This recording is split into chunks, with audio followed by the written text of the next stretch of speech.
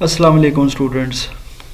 Vital educators और इसके ज़ेर एहतमाम computer science national book foundation new course grade 10 chapter number है जनाब 1 विच इज़ कंप्यूटर सिस्टम्स। इसका टॉपिक है 1.2.3 बाइनरी अर्थमेटिक। जो इससे पहले भी हम बाइनरी एडिशन और सब्ट्रैक्शन सीख चुके हैं।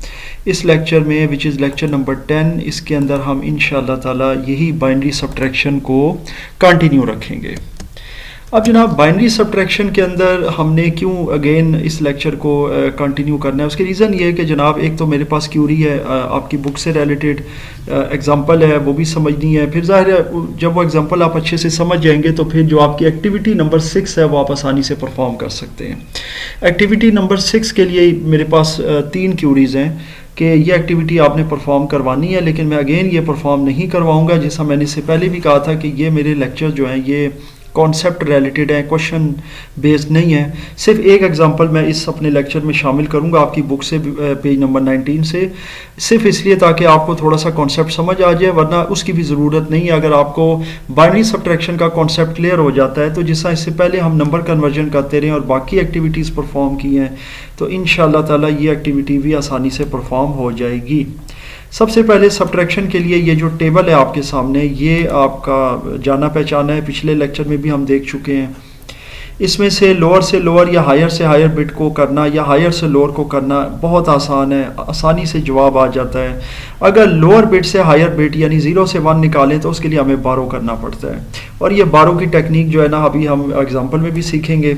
सो हम अपने असाइनमेंट नंबर 1 और एग्जांपल जो आपकी बुक में मौजूद है एग्जांपल नंबर 2 पेज नंबर 19 पर, उससे हम स्टार्ट करेंगे। और वो है कि सब्ट्रैक्ट करना है आपने 101111 को 11000101 से।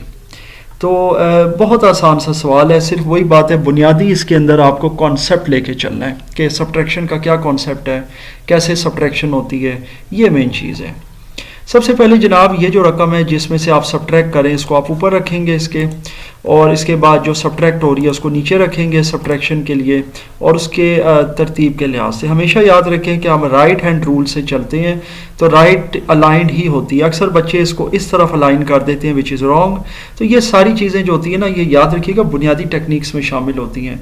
अच्छा, आपको एक स्टूडेंट्स की साइकी भी मैं बता दूं कि ये चीज़ देख रहे होते हैं, हम बोर्ड पे भी करवाते हैं, हम वैसे क्लास के अंदर कॉपी पे भी करवाते हैं, और ऑब्वियसली मेरे रिकॉर्डेड लेक्चर्स तो हैं ही जो आप स्क्रीन पे देख रहे हैं। तो ये सब कुछ देखकर आप कहते हैं कि यार बहुत आसान है ये चीज़। और अक्सर स्टूडेंट क्या गलती करते हैं कि जब वो एक कम डिजिट्स वाली रकम बड़े, यानी कि अब इसमें 8 डिजिट्स हैं इस नंबर में और इस वाले नंबर में 6 हैं, तो जब वो निकाल रहे होते हैं तो वो इधर लिख देते हैं, यानी कि ये जो 1 0 है ये इधर, फिर ये 0000 इधर लिख देंगे, और वो मतलब इस तरह से।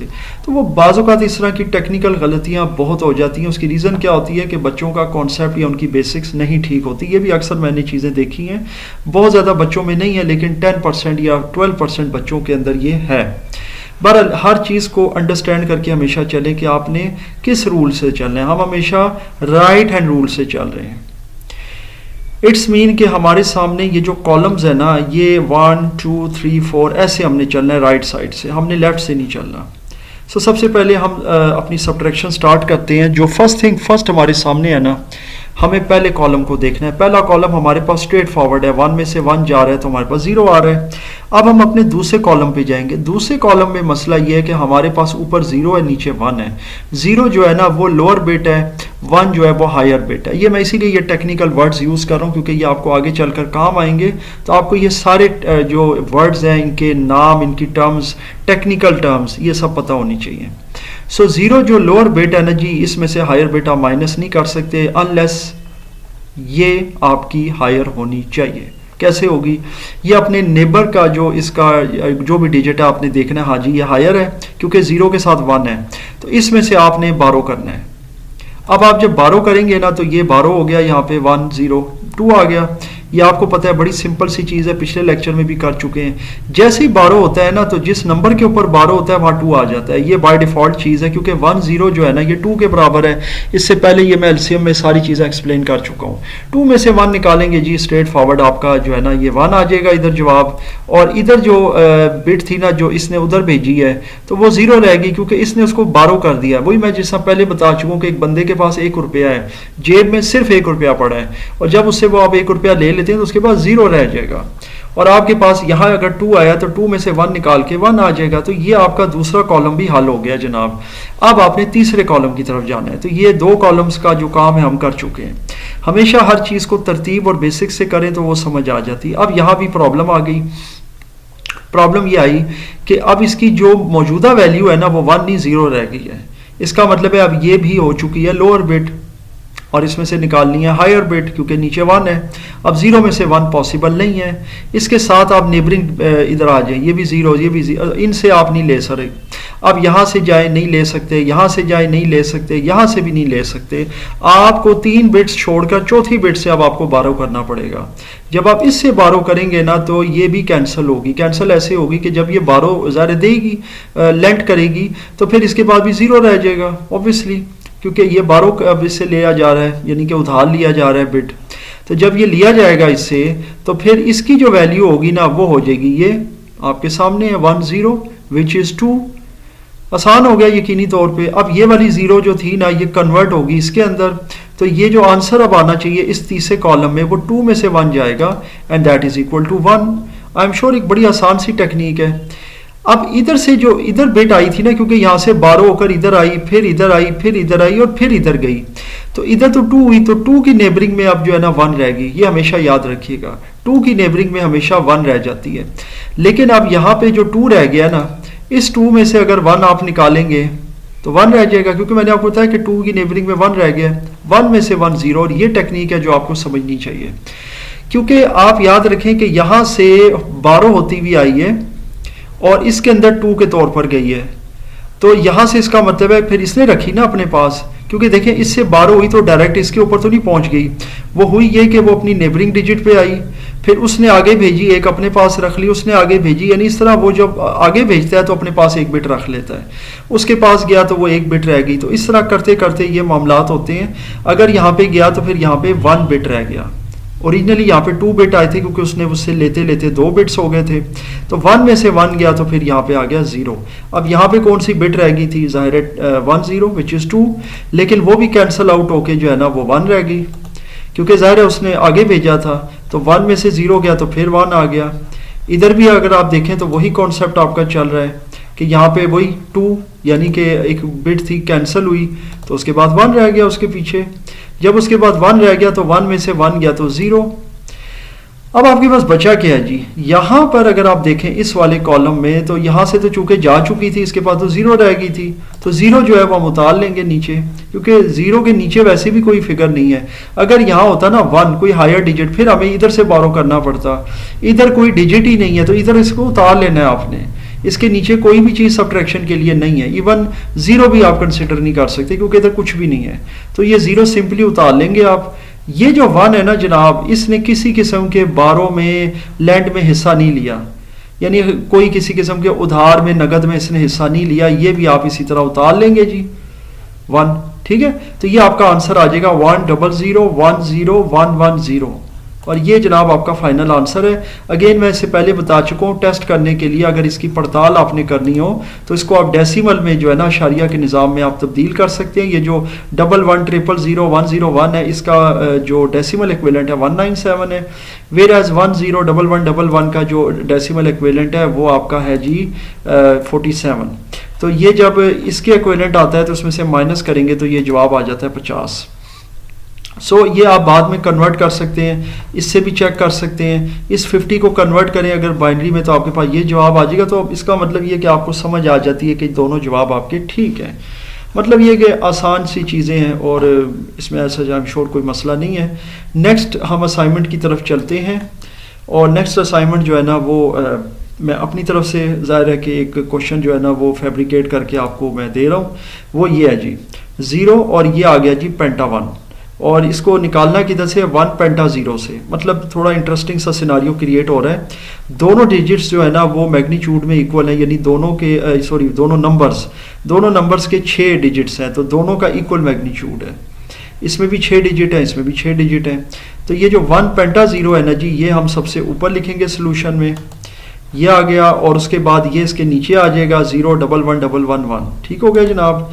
तो इस तरह की सिचुएशन है। अब इसमें से इसको माइनस करना है। देखिए जी, अब चूंकि ये सवाल मैंने इसलिए बनाया है ताकि आपको मज़ीद एक कॉन्सेप्ट क्लियर हो कि जनाब अभी हमारे पास यहाँ पर बारो करने के लिए इनकी किसी नेबरिंग डिजिट में कोई 1 या कोई हाइड बिट नहीं है, मास वाइज आखिरी वाले के जिसके पास 1 है, और ये लास्ट कॉलम है। शुरू तो हमने ज़ाहिर है राइट से ही करना है, राइट हैंड साइड से ही करना है। तो हम क्या करेंगे जनाब, हम इसी में से बारो ज़ाहिर करेंगे, हमारे पास तो यही ऑप्शन है।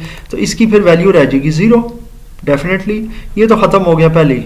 इसके बाद इस पर मज़ीद काम नहीं होगा, लेकिन इससे फिर इन बिट्स के ऊपर जो है ना वो आपको पता है बारी बारी जो है वैल्यूज़ आएंगी।